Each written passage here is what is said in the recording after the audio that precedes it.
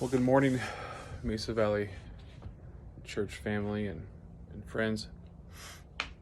It's Wednesday morning again. I'm on my back porch and just finished a time of prayer and reading. And this morning I was in 2 Samuel chapter 7, reading about David's response to Nathan and ultimately God when David had a desire to build the temple. You know, David was a king at this point. He had the opportunity, he had the means, he had the desire to build a glorious temple for God to reside in. He felt like it was wrong for him to live in his castle, or as the Bible says, a home of cedar, when the ark where the Lord resided was still in a tent. And so he desired to do this, and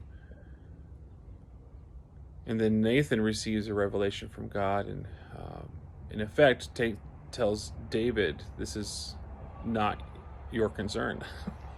This is not what I want you to do. This is not something that I want you to spend time, energy, or your mind on. It wasn't God's plan for David to build his temple. Now, he did say he would have his descendant build his temple, and technically we see here that this is the promise that God is making, that David's descendant would be a king forever and establish his kingdom forever. That is in reference to Jesus. But in a literal, contextual reality of this passage, we see that it was going to be Solomon, not David. But as I was meditating on this and I was thinking about it, it struck me how David's response to this change of plans,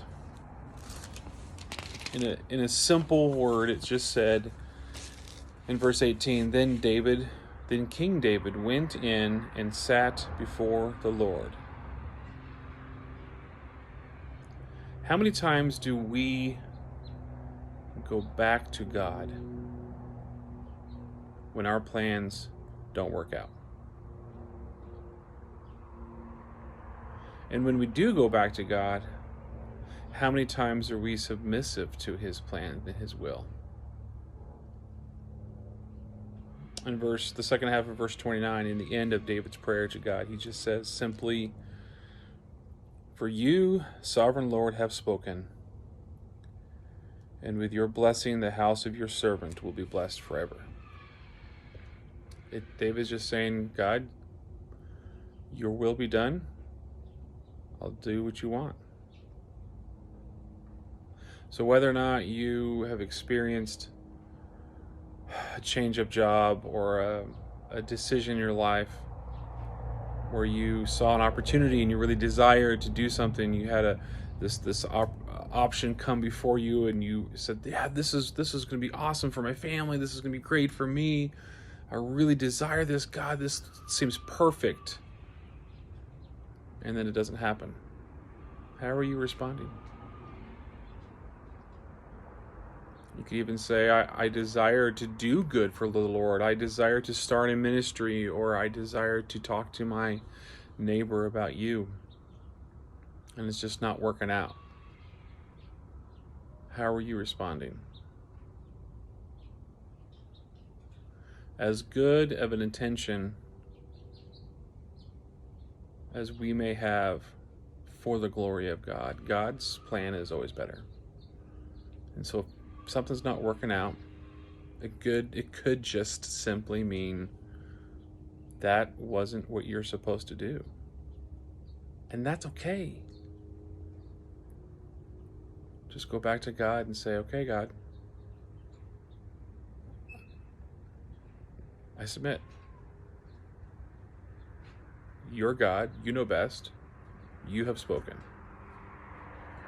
I will move on accordingly. It takes a lot of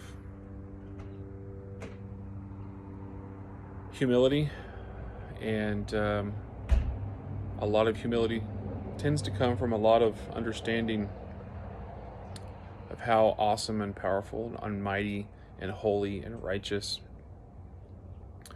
and rightfully so a king over my life. When we understand that, I really believe we can better respond when God just says no. Because I'm not good.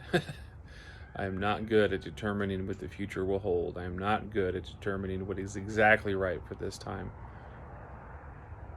But what I can do and what I can strive to be good at